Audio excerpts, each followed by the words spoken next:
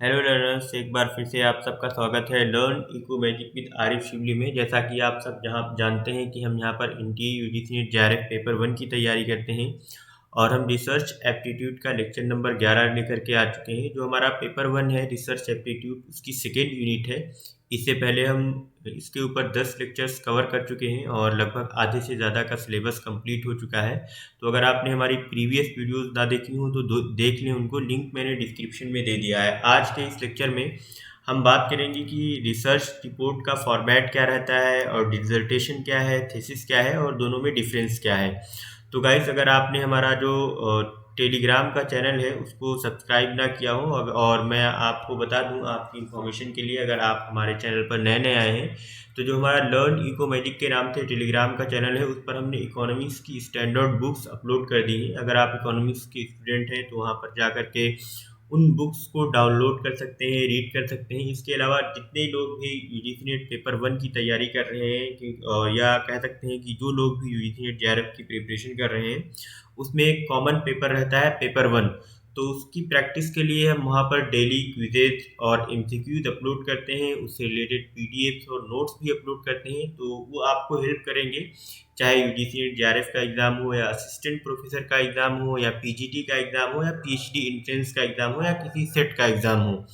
इसके अलावा जो हमारा इंस्टा का अकाउंट है लर्न इको मैजिक के नाम से, हम वहाँ पर रोज notifications, motivational quotes, fun facts और शॉर्ट नोट्स अपलोड करते हैं। तो आप हमारे इंस्टा के अकाउंट को भी फॉलो कर लीजिए। दोनों को का लिंक मैंने डिस्क्रिप्शन में दे दिया है। अगर आप लिंक से नहीं ज्वाइन हो पाते हैं तो आप इंस्टा पे या टेलीग्राम पे जा करके लर्न इको मैजिक सर्च कर लीजिएगा। चैनल का नाम आपको मिल जाएगा, वहाँ से भी आप ज्वाइन हो सकते हैं या फॉलो कर सकते हैं। तो गाइस शुरू करते हैं, लेकिन एक बार हम फिर से नज़र डाल लेते हैं सिलेबस पर। जो हमारा एनटीए यूजीसी नेट जेआरएफ 2022 का सिलेबस है, इसमें रिसर्च एप्टीट्यूड का जो सिलेबस है उसमें है रिसर्च क्या होती है, उसकी टाइप्स क्या हैं, कैरेक्टरिस्टिक्स क्या है, positivism and post positivistic approach क्या है। तो इसको हम डिस्कस कर चुके हैं in detail. Methods of research को भी डिस्कस कर चुके हैं इन डिटेल। हम स्टेप्स ऑफ रिसर्च को भी इन डिटेल डिस्कस कर चुके हैं। और आज हम डिस्कस करेंगे थीसिस एंड आर्टिकल राइटिंग क्या होती है, उसका फॉर्मेट क्या है। फिर आगे आने वाले लेक्चर्स में स्टाइल्स ऑफ रेफरेंसिंग, आईसीटी का एप्लीकेशन कैसे करते हैं रिसर्च में, और रिसर्च एथिक्स वगैरह क्या होती है।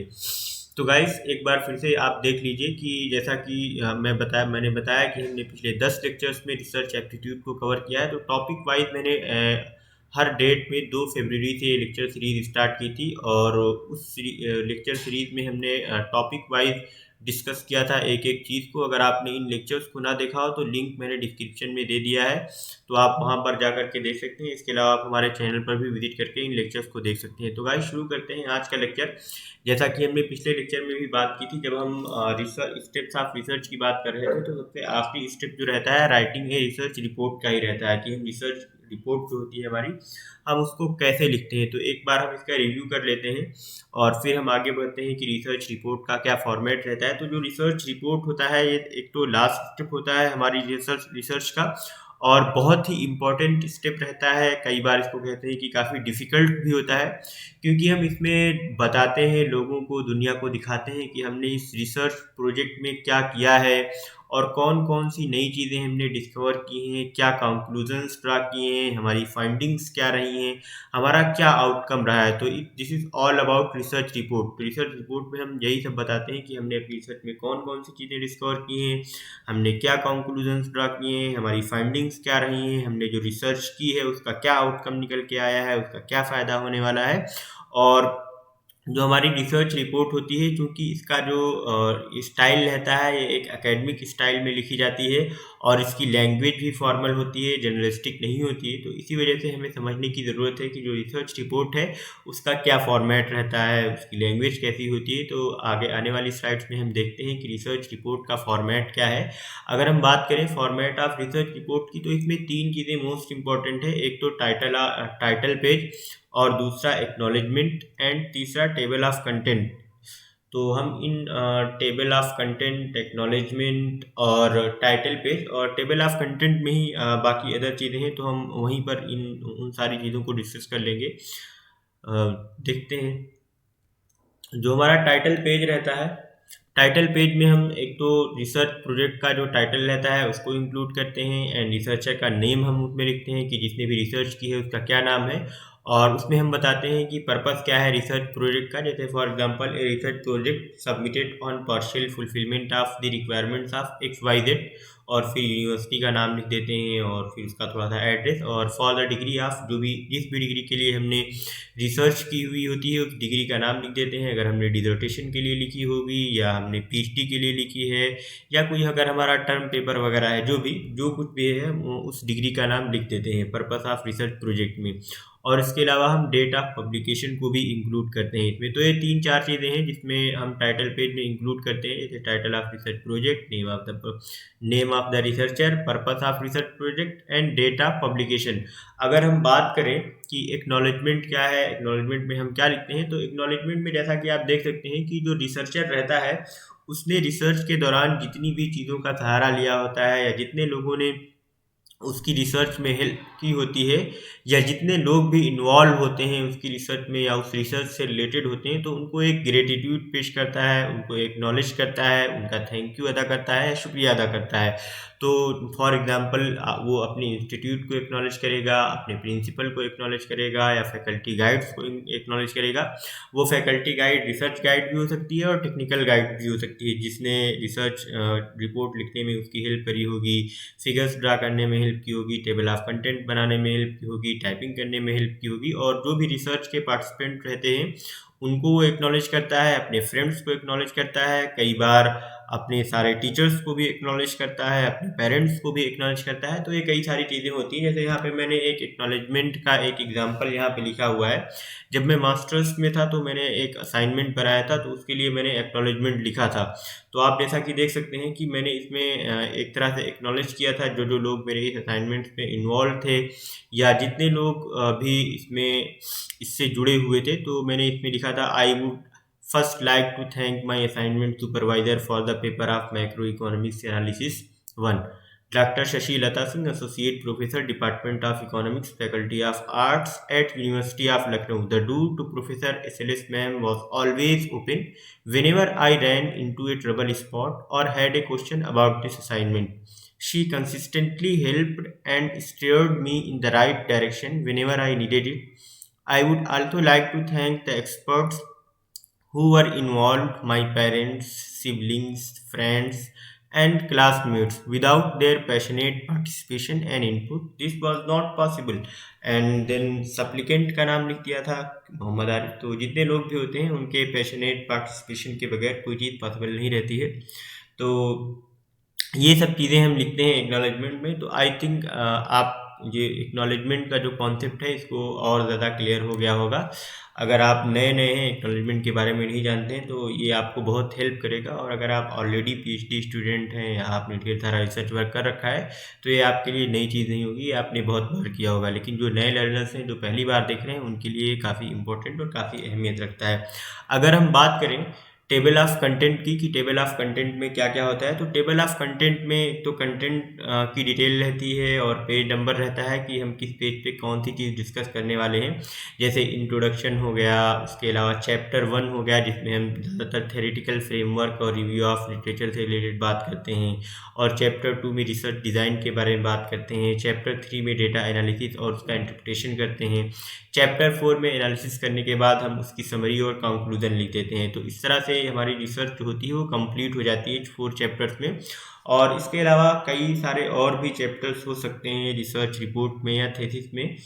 ज़रूरी नहीं है कि 4 ही चैप्टर्स हों, ये according to the need of जो रिसर्च रहती है उसके लिहाज से हम चैप्टर्स डिसाइड करते हैं। एक तरह से मैंने यहाँ पे आइडियल एग्जांपल लिया हुआ है जिसमें सिर्फ 4 चैप्टर्स ही हैं। पहले चैप्टर में theoretical framework and review of related literature हो गया, और चैप्टर 2 में रिसर्च डिज़ाइन, चैप्टर 3 में data analysis and interpretation, and chapter 4 में समरी एंड कंक्लूजन। और फिर उसके बाद हम सजेशंस मांग लेते हैं या सजेशंस दे देते हैं एक तरह से फॉर फर्दर रिसर्च। अगर कोई और उससे रिलेटेड रिसर्च करना चाह रहा है तो हम सजेशन दे देते हैं कि आप इन सोर्सेज का यूज़ करके आगे रिसर्च कर सकते हैं। फिर हम रेफरेंसेस लास्ट में दे देते हैं, बिब्लियोग्राफी एक तरह से दे देते हैं कि हमने कौन कौन से सोर्सेज का यूज़ किया है, कौन कौन सी बुक्स का सहारा लिया है, या कौन कौन से मीन्स का यूज़ किया है हमने अपनी रिसर्च रिपोर्ट में, तो उसकी एक डिटेलिंग होती है रिसर्च रेफरेंसेस और बिब्लियोग्राफी के थ्रू।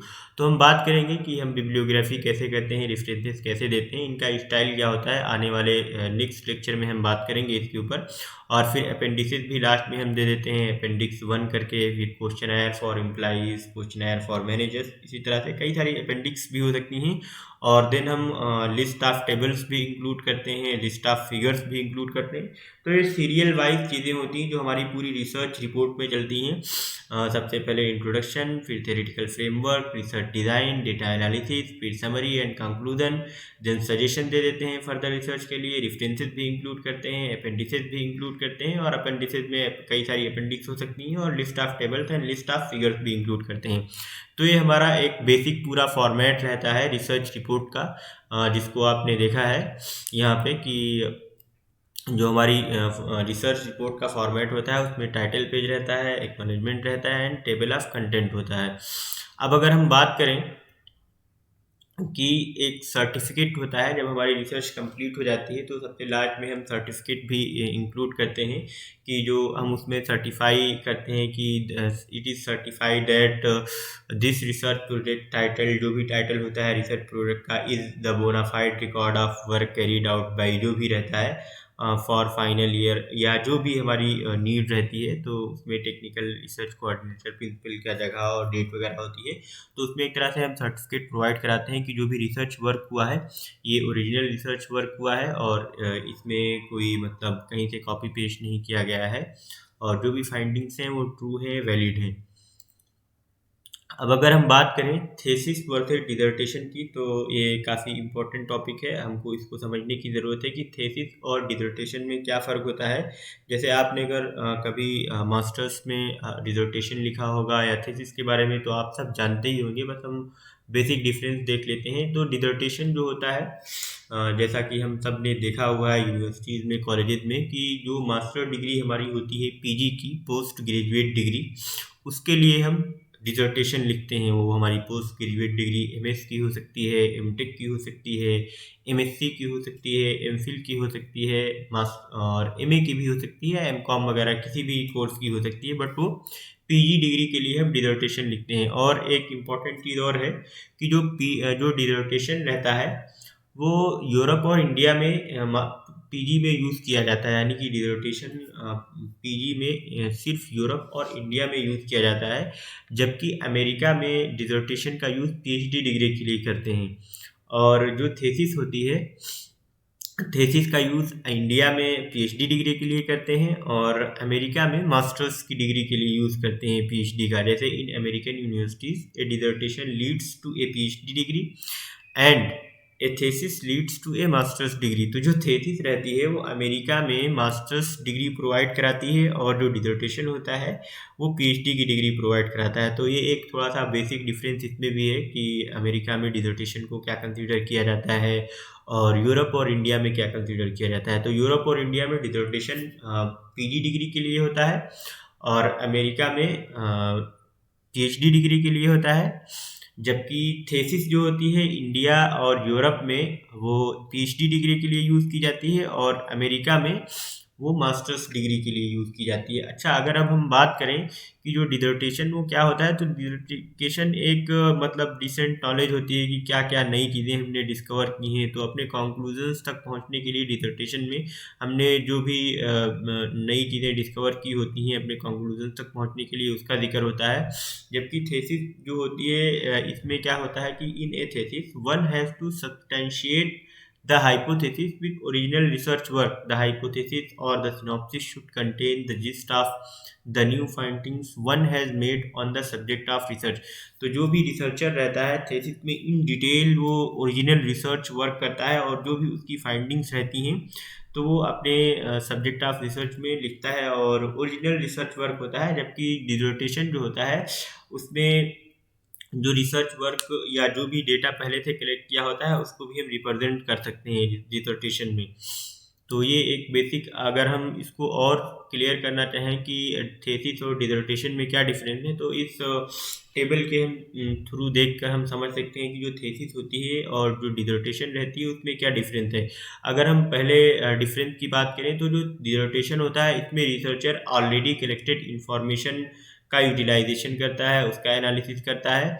जबकि जो थीसिस होती है तो इसमें जो भी डेटा रहता है तो ये रिसर्चर खुद कलेक्ट करता है या किसी से कलेक्ट करवाता है। जबकि इसमें डिसर्टेशन में जो चीज़ पहले से इंफॉर्मेशन जो कलेक्टेड रहती है उसी का हम यूज़ करते हैं। अगर हम दूसरे डिफरेंस की बात करें तो जो डिसर्टेशन होता है वो थोड़ा सा शॉर्ट रहता है और इसमें कम टाइम लगता है कंप्लीट होने के लिए।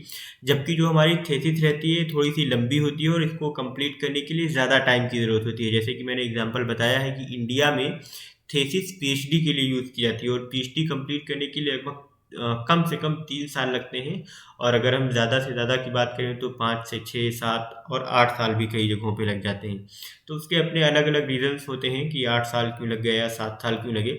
बट जो हमें यहाँ समझने की चीज़ है कि थीसिस जो होती है उसमें हमें ज़्यादा टाइम लगता है, जबकि डिसर्टेशन में कम टाइम लगता है। It consumes less time to be completed.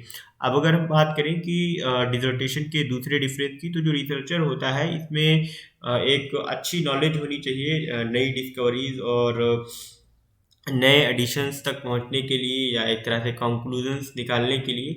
जबकि जो रिसर्चर रहता है इसमें have to include a hypothesis based on your research work, यानी कि जो भी रिसर्चर रहता है उसमें एक हाइपोथेसिस पहले से बना लेता है और उस हाइपोथेसिस के अकॉर्डिंग वो अपनी रिसर्च को कंप्लीट करता है।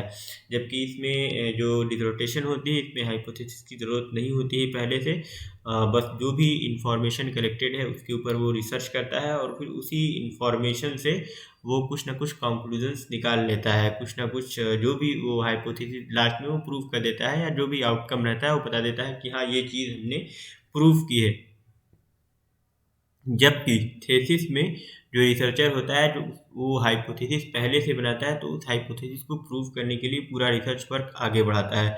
अच्छा, अगर हम डिसर्टेशन की बात करें तो जो डिसर्टेशन होता है वो बैकग्राउंड वर्क के ऊपर फोकस करता है। जैसा कि उसमें हमने ऊपर ही समझा कि जो रिसर्चर होता है वो यूटिलाइज करता है पहले से कलेक्ट की हुई इंफॉर्मेशन को। तो बस वही बात है यहाँ पे भी कि जो डिसर्टेशन होता है ये फोकस करता है बैकग्राउंड वर्क के ऊपर। जबकि थीसिस में जो रिसर्चर रहता है उसका पूरा फोकस होता है जो प्राइमरी आर्गुमेंट के ऊपर, जो अपने पॉइंट्स को प्रूव करना चाहता है रीडर्स के सामने या लोगों के सामने। तो जो the researcher focuses on primary argument in order to prove stand point to the readers.